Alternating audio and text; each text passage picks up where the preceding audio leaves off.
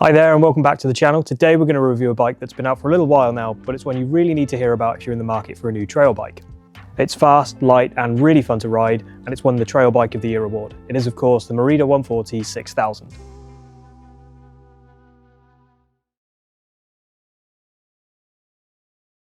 So the 140 6000 is a carbon fibre full suspension mountain bike with 150mm of travel up front and 143mm of rearward travel.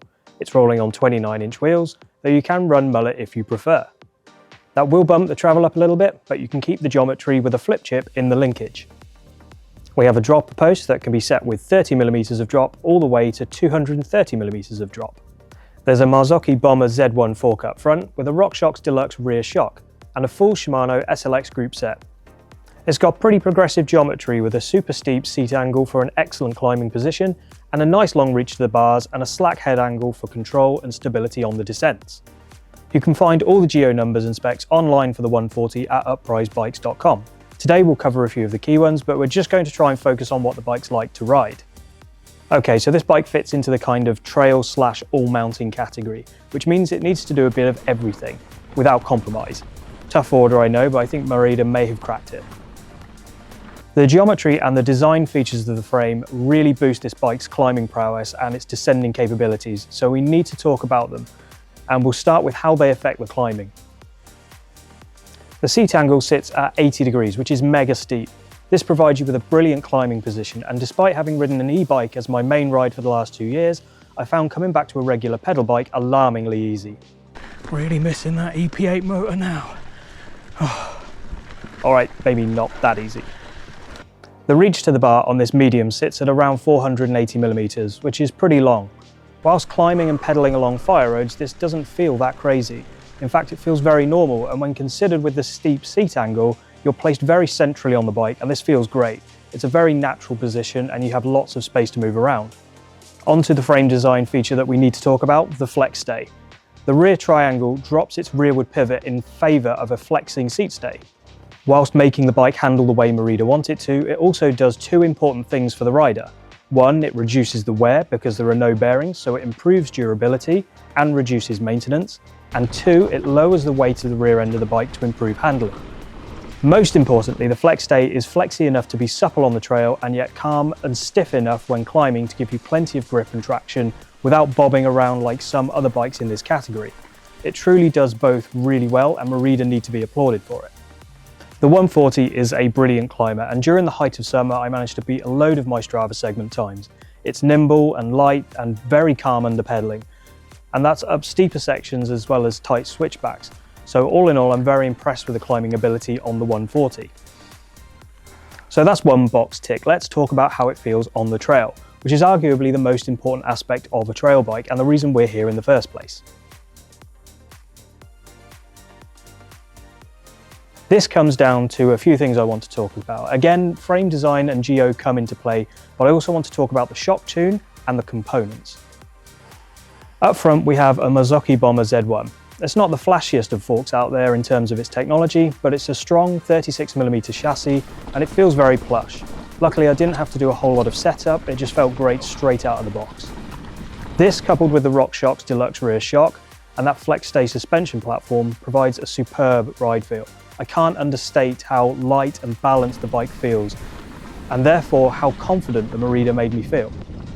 It gets up to and carries speed really well over roots and rocks, around berms and along the straights. It feels so light and fast everywhere you ride it.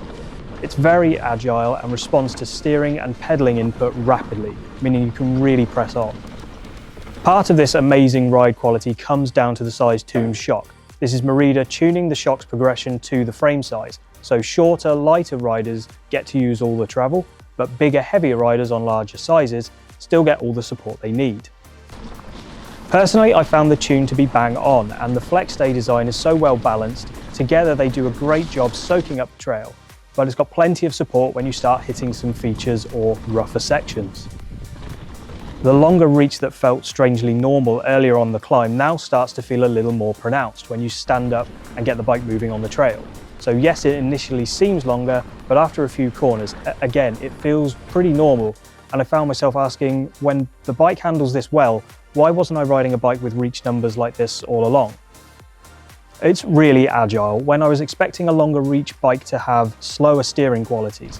When I approached steeper sections, the Merida again felt very stable thanks to its slacker 64-degree head angle, and therefore it gave me the confidence to attack those parts of the trail.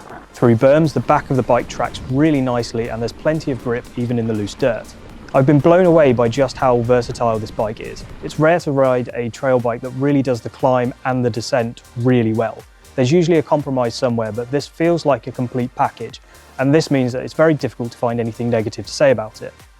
I was going to talk about the headset cable routing, but honestly, I think riders just need to get over this. The industry isn't going to stop including them anytime soon, and personally, I think the additional setup time is worth the cleaner look. I much prefer them to the head tube or external routing, and there's zero cable rub around that head tube. Crank arms also come in at 175mm. I prefer something a little shorter like a 165, but that's not an expensive swap or upgrade. Maybe a slightly higher rise handlebar. The stock ones come in at around 20mm, so pretty standard at the moment. I mean, I never felt like I was sitting heavy over the bars, but just a little more elevation would be nice. Again, these are just personal tweaks. You may feel they're absolutely fine. Really, there's not a lot to fault with this 6000 model. The stock tyres, drivetrain and brakes are all great. Even the Shimano SLX hubs are snappy and have good engagement. The grips and the saddle are pretty comfortable. The Fidlock bottle is also a nice feature, as are the included mudguards. Let's finish with things I really like about the bike. The ride is amazing. It's got great handling qualities, it's fast everywhere and a really efficient climber. I genuinely can't remember having enjoyed a trail ride so much before. It's quiet on the trail, like noticeably quiet, and that just adds to the experience for me.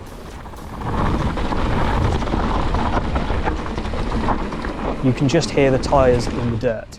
And you can hear the free hub too, but it's not overpowering like a lot of others on the market. It's well put together bike that feels solid beneath you, and it feels really premium and it looks amazing. I love those red forks against the blue frame, but if you want something a little more subtle, there is a glossy dark grey colour too. Value for money. This bike comes in at around £4,500 retail, and bar swapping out the handlebar or cranks, everything else is pretty much perfect. The stock components are all high performance, reliable and durable ones I'd be putting on a trail bike if I was building one up from the frame up. But it's such a good build that Merida don't need to offer a frame-only option, so in my opinion, it's a great buy. That's it, really. I can't think of anything else to say about this gem of a trail bike. Despite the platform-winning Bike of the Year in trail and enduro categories, it seems to fly under the radar.